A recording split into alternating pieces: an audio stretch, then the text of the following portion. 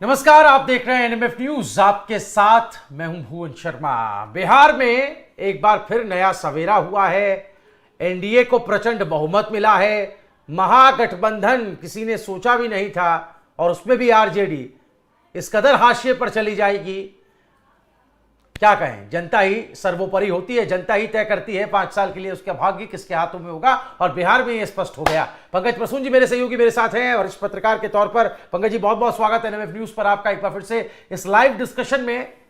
पहले बात कर लेते हैं, तस्वीरें हम चला रहे हैं असदुद्दीन ओवैसी साहब की, हैदराबाद वाले मियाँ जी, एआईएमआईएम के सर्वे सर्वा। और बिहार में क्या परफॉर्मेंस रही है, क्या स्ट्राइक रेट रही है, आरजेडी ने भी नहीं सोचा होगा। और कांग्रेस जो अपने आप को मुसलमानों का रहनुमा बताती रही, मानती रही, इस मुगालते में रही, उसको तो पटक दिया है, सबक सिखाया है। क्या कहेंगे? रश्मि रथी है, रामधारी से दिनकर ने एक लिखी है, बहुत अच्छी किताब है, मुझे लगता है पढ़नी चाहिए। उसमें एक पंक्तियां हैं, हो न्याय अगर तो आधा दो, पर इसमें भी यदि बाधा हो तो दे दो केवल 5 ग्राम, रखो अपनी धरती तमाम, हम वही खुशी से खाएंगे, परिजन पर 80 न उठाएंगे। 80 मतलब तलवार। ओवैसी ने क्या मांगा था? 5 सीटें, 5 ग्राम, कि हम 6 जीते हैं, 5 दे दो, हम आपके गठबंधन में रहते हैं, मुसलमान वोट नहीं बटेगा। लेकिन अहंकार ऐसा कि दुर्योधन वह भी दे न सका, आशीष समाज की ले न सका, उल्टे हरि को बांधने चला, जो था असाध्य साधने चला। नहीं दिया वो 5 सीटें, और आज परिणाम देखिए कि मांग रहे थे 5 और जीत गए 6। अब जब तेजस्वी यादव बैठते होंगे और सोचते होंगे तो ये जरूर विचार करते होंगे कि अगर हमने उस वक्त ओवैसी को 5 सीटें दे दी होती तो आज इतनी बुरी दुर्गति सीमांचल में नहीं होती, मुसलमान वोट बढ़ता नहीं, और ओवैसी की तो जो 5 आनी थी आती, और हमारे हिस्से भी कुछ लगती। लेकिन मैं बार बार एक चीज बोलता हूं कि सिर्फ आरोप लगा देने से कि वो बी टीम है तो वो ए टीम है, अब ऐसा नहीं चलता।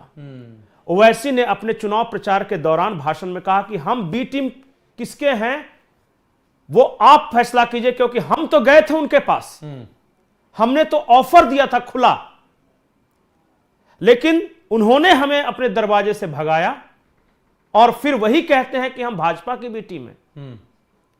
यह नैरेटिव चिपक गया सीमांचल के मुसलमानों के बीच। उन्होंने कहा यार बात तो सही कह रहा है, यह तो पिछली बार 6 जीता था और सिर्फ 5 मांग रहा था, और उसे भी नहीं दिया, और फिर वही लोग आकर कह रहे हैं कि हम ये भाजपा की भी टीम है। एक और बात, बीच चुनाव प्रचार में तेजस्वी यादव से पूछा गया कि आपने क्यों नहीं किया गठबंधन, तो किस शब्द का इस्तेमाल किया था पता है तेजस्वी यादव ने? कि वो एक्सट्रीमिस्ट हैं, उग्रवादी। और इसे असदुद्दीन ओवैसी ने भुनाया कि क्या हर टोपी पहनने वाला और हर दाढ़ी रखने वाला उग्रवादी है? सीमांचल के मुसलमानों तुम फैसला करो कि क्या असदुद्दीन ओवैसी तुम्हें उग्रवादी दिखता है? उन्होंने कहा कि यह एक माइंडसेट है कि जब भी कोई दाढ़ी वाला कोई टोपी वाला दिखता है तो उसे एक्सट्रीमिस्ट कहा जाता है, और तेजस्वी यादव ने यही कहा। यह बात सीमांचल के मुसलमानों को अच्छी नहीं लगी, नहीं लगी अच्छी। तीसरा जो फैक्टर काम किया कि 2.5% वाला उप मुख्यमंत्री बनेगा, और 14% वाला मुख्यमंत्री बनेगा, और 18% वाला दरी बिछाएगा। जरा बोलिए, सोचिए। ये 3 नैरेटिव ऐसे थे कि असदुद्दीन ओवैसी को एक्सट्रीमिस्ट कहना, ये सहनी को उप मुख्यमंत्री घोषित करना, और किसी दूसरे मुसलमान को नहीं उप मुख्यमंत्री बनाना, और सीट बंटवारा न करके मुस्लिम वोटों को डिवीजन के लिए रास्ता छोड़ देना। ये 3 बातें ऐसी थी ना जिसने लुटिया डुबो दी। ओवैसी क्या कह रहे हैं, और जैसा कि आपने बताया एक्सट्रीमिस्ट कहा था, तीर चलाया था ओवैसी पर, वो उल्टा आकर के तेजस्वी को ही लगा। ये चुनाव परिणाम में हमने देखा सीमांचल में क्या बढ़िया काम किया, स्ट्राइक रेट रहा है, पिछली बार 5 और इस बार 6। क्या कहा चुनाव नतीजे आने के बाद ओवैसी ने तेजस्वी यादव को लेकर, उनके इस बयान पर किस तरीके से उन्हें जवाब दिया? मुसलमानों पर हार का ठीकरा फोड़ते हैं तेजस्वी कहते हुए, क्या कहा है, आइए बयान एक बार सुन लेते हैं। आज जो नतीजा आया एमआईएम पार्टी के सिलसिले में, और अभी नतीजे आना बाकी है, जो अब तक नतीजा आया, जो बिहार का नतीजा जिसमें एमआईएम पार्टी के अब तक 5 उम्मीदवार कामयाब हुए, और जुबली हिल से हमने जिस कैंडिडेट को सपोर्ट किया वो भी कामयाबी मिली। मैं सबसे पहले अल्लाह सुब्हाना व तआला का शुक्र अदा करता हूँ कि उन्होंने अपने फजल और करम से हमारे इस फैसले को अल्लाह ने कामयाबी दी, अल्लाह ने अब रहम कर दिया। मैं बिहार की आवाम का भी शुक्रगुजार हूँ कि उन्होंने एमआईएम पार्टी के तमाम कैंडिडेट्स को उन्होंने वोट दिया, अपनी मोहब्बतों से नवाजा। मैं शुक्रगुजार हूँ उन 5 असम्बली कॉन्स्टिट्यूंसीज़ के तमाम राय दहिंदगान का, ज़िम्मेदारों का, मजलिस पार्टी के तमाम मेंबर्स का, जिन्होंने जनाब अख्तर उल ईमान साहब को कामयाब किया, अमूर से हमारे गुलाम सरवर साहब को बैसी से कामयाब किया, सरवर आलम को कोचादामन से कामयाब किया, तौसीफ़ आलम को बहादुरगंज से कामयाब किया, और मुर्शिद आलम को जोकीहाट से। और मैं साथ ही साथ शुक्रिया अदा करना चाहूँगा हमारे बिहार रियासत के सदर जनाब अख्तर उल ईमान साहब का, आफ्ताब साहब का, आदिल हसन साहब का, और तमाम वहाँ के मजलिस के ज़िम्मेदारों का, कि उनकी बड़ी मेहनत कोशिशें रहीं कि हम इस 5 सीट पर कामयाबी हासिल कर पाए, और बहुत से मुकामात पर हमको एक बड़ी तादाद में वोट भी मिले। मैं शुक्रिया अदा करना चाहूँगा जनाब इम्तियाज़ जलील साहब का, मुफ्ती इस्माइल क़ासमी साहब का, जो रुकन असम्बली मालेगांव हैं, और तो चुनाव नतीजों के बाद पंकज जी हमने सुन लिया ओवैसी को भी किस तरह से भड़के हैं तेजस्वी यादव पर। जिस बात का आप जिक्र कर रहे थे उसका भी उन्होंने जिक्र किया, और वही बात की कम मांग रहे थे बहुत, उसको भी ना दे सके, और अब उन्होंने खुद एकला चलकर दिखा दिया कि वो क्या कर सकते हैं। हमने इस वीडियो की शुरुआत रश्मि रथ की पंक्ति से की थी जी। अब कांग्रेस तुम्हारे पैरों के नीचे जमीन नहीं, फिर भी तुम्हें यकीन नहीं। चुनाव शुरू होने के करीब 1.5-2 महीने पहले राहुल गांधी ने एक यात्रा निकाली थी, और उस यात्रा को जानबूझकर मुस्लिम बहुल इलाकों से निकाला गया था, और मुद्दा था वोट चोरी और एसआईआर। जिन जिन इलाकों से राहुल की यात्रा गुजरी है उन इलाकों के चुनाव परिणाम निकालकर मंगवा लीजिए, और आपको खुद पता चल जाएगा कि मुसलमान जो हैं वो एसआईआर से डरे नहीं, बल्कि उन्होंने पूरी प्रक्रिया समझी है। और ये मैं बहुत बड़ी बात बोल रहा हूं, तमाम मुस्लिम बहुल सीटों पर जहां जहां राहुल गांधी यात्रा करने गए वहां पे कांग्रेस और महागठबंधन की करारी हार हुई, जबकि ये सीटें सेफ सीटें मानी जा रही थी, और इन्हीं सीटों के लिए कांग्रेस और आरजेडी एक दूसरे से लड़ रहे थे कि हमारी मजबूत जमीन वाली सीटें हमें दो। और जरा सोचिए कि मजबूत जमीन वाली सीटें मिली और इसके बावजूद हारे। पप्पू यादव की पूर्णिया वाली सीट बीमा भारती हार गई। ये 3 सांसद हैं कांग्रेस के, तारिक अनवर, ये जावेद, मोहम्मद जावेद, और मैं पप्पू यादव को भी कांग्रेस का ही सांसद मान लेता हूं क्योंकि वो खुद कहते हैं कि वो कांग्रेस। ये 3 सांसदों की सीट वाली मुस्लिम बहुल सीटें आखिर कैसे हार गए महागठबंधन वाले? इसलिए मैं बार बार बोलता हूं कि आज का मुसलमान भी समझदार है। पुरानी तरह की राजनीति कि एक दिन जाएंगे तेजस्वी और ये कह देंगे कि वक्फ बिल फाड़कर फेंक देंगे, तो उससे काम नहीं चलेगा। एक दिन जाकर किसी उत्तर प्रदेश में मुख्तार अंसारी के भाई को बुलवा लो और फिर गालियां दिलवा लो, ये नहीं चलने वाला।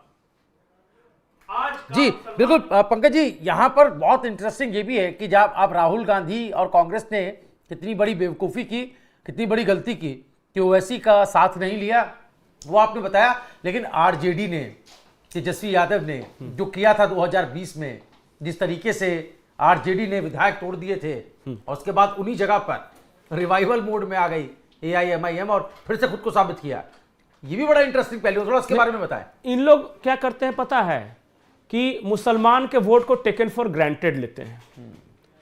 एक पुरानी कहावत है कि एक बैठक चल रही थी कांग्रेस की, तो एक मुस्लिम गए वहां पे, कहावत नहीं है, बहुत पुरानी कहानी है, सच्ची है, मैं नाम नहीं लूंगा। उन्होंने कहा कि भाई साहब ये सीट मुसलमान को अगर कैंडिडेट बनाएगा तो जीत जाएंगे, क्योंकि मुस्लिम वोट देगा। कांग्रेस की बैठक में कहा गया और उस शब्द का इस्तेमाल कि मुसलमान साले जाएंगे कहां। ये विचारधारा घर कर गई है कुछ लोगों के अंदर, और इस अहंकार का टूटना बहुत जरूरी है कि मुसलमान है तो जाएंगे कहां। जब तक यह भ्रम नहीं टूटेगा तब तक इस देश के मुसलमानों का भला नहीं हो सकता, क्योंकि एक को आप दीजिएगा नहीं, क्योंकि उसे आपने अपना मजहबी दुश्मन मान लिया है। बिल्कुल। और दूसरा आपको इस वजह से कुछ नहीं देता कि वो टेकन फॉर ग्रांटेड है कि ये तो आप जाओगे कहां। और एक ऑप्शन मिला इस बार, और इस बार की बात नहीं है भुवन, पिछले विधानसभा चुनाव में भी इसी इलाके में ओवैसी जीते थे बिल्कुल। उनकी पार्टी के विधायकों को तेजस्वी यादव ने तोड़ लिया, और जब आप चुनाव परिणाम देखिएगा तो जो तोड़ के तेजस्वी यादव अपनी तरफ ले गए थे सारे के सारे हारे। जिन 5 विधायकों को तोड़ा था, एक अख्तरुल इमान सिर्फ रह गए थे एआईएम के साथ, सबको तोड़ के तेजस्वी यादव अपने साथ ले गए थे। और उन विधायकों को लगा था कि सेकुलरिज्म का सूरमा तेजस्वी यादव है तो हम आराम से जीत जाएंगे, लेकिन उन सबको हरा दिया।